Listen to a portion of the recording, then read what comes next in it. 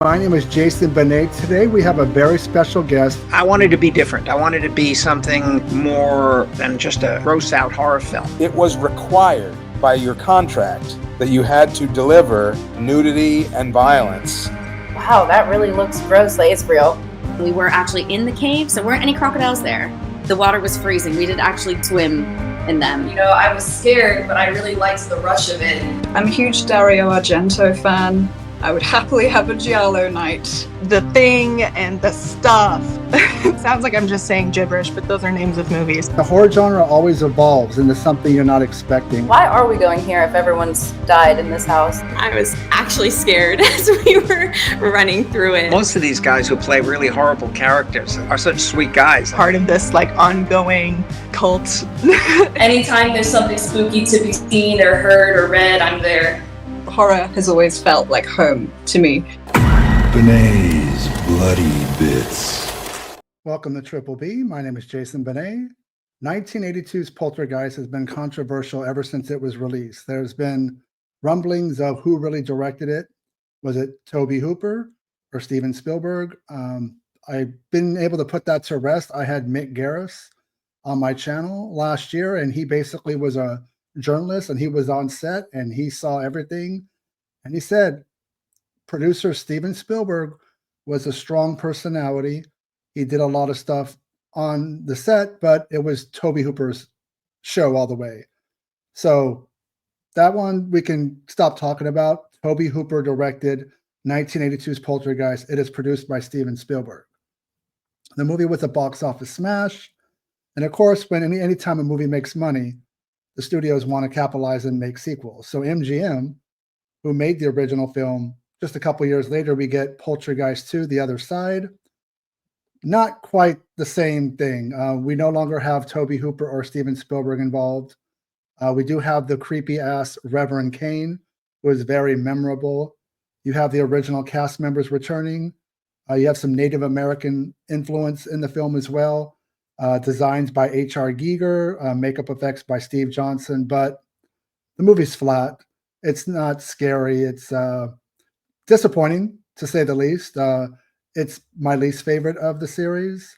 A couple years later, Gary Sherman, who directed Dead and Buried, took a crack at it, which they completely changed the scenes as far as where the film's going to take place. It's a high-rise building. So it's kind of got that technological terror to it. It's just more updated in advance. No longer is Carol Ann with her family. She's with different, aunts and uncles. And it's a much better film than part two. It still has issues with it. Of course, it's the last film that Heather O'Rourke worked on. She didn't quite make it to the end of the film. I have another video coming up in a few months that's going to delve deeper into Poltergeist 3. You'll see why when we get there. And then 2015, Sam Raimi, you know him, the director of Evil Dead 2, Army of Darkness, Quick and the Dead. He has Ghost House Pictures, and they were very successful in doing remakes of The Grudge and Raimi's own film, Evil Dead. So they wanted to do a reboot of Poltergeist. And they got Gil Kenan. He recently directed Ghostbusters Frozen Empire. At the time, he had worked on Monster House. And it's a very similar scenario.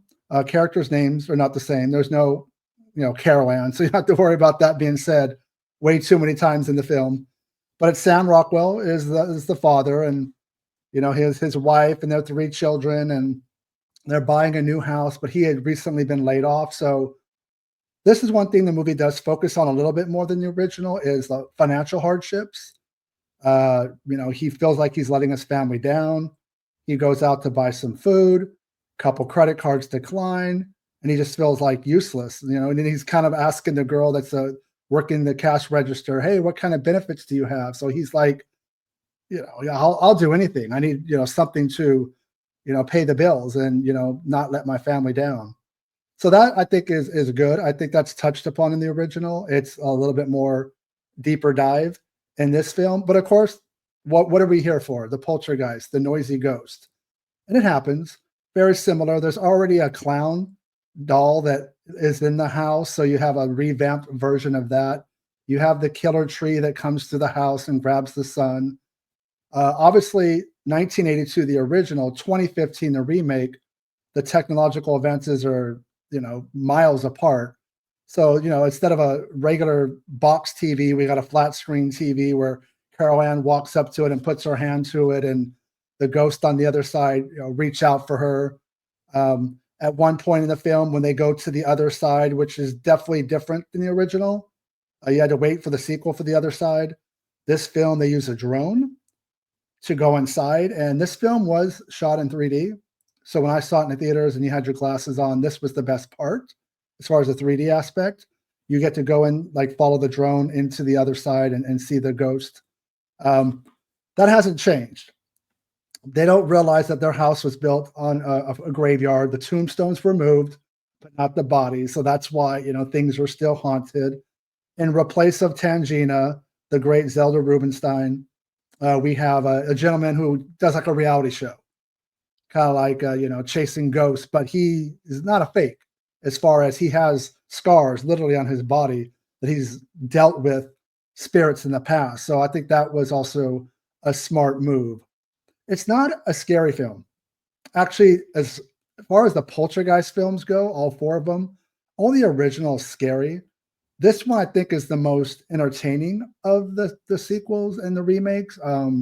If I had to rank these, I'd say Poltergeist is 1, then the remake, then part 3, then part 2. I wish the horror was amped up. You have to remember when the original Poltergeist came out, 1982, what was going on in the zeitgeist of the time?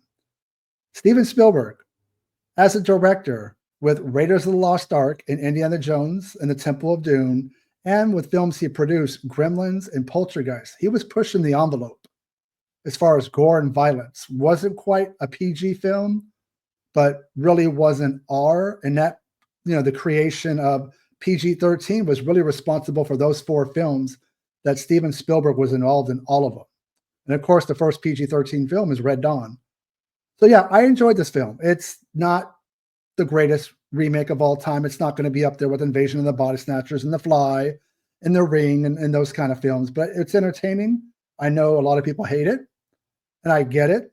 I did grow up with the original Poltergeist. It has, I have memories of seeing it on cable, and it was raining out and it's thunder and the windows were shaking. So the scene where the tree comes in and, tries to gobble up the boy. Yeah, I have, probably was in 6th grade. Really good memories of this film. But it was a different time. 2015, when this remake gets out, we're a little bit safer. There's no really gory parts. It's more, it actually is not just a remake of the original. It hits those same beats, but with the other side where we get to see more of it, that's part 2. At one point, there's a doppelganger of the girl, Maddie, and it looks just like her. That kind of has echoes of part 3, with Carol Ann had a look-alike that was kind of reaching out for her. So I thought it was an enjoyable film. Watched it several times since it's come out, and it just it goes by quick. It's a breezy film. I think it's entertaining, not scary.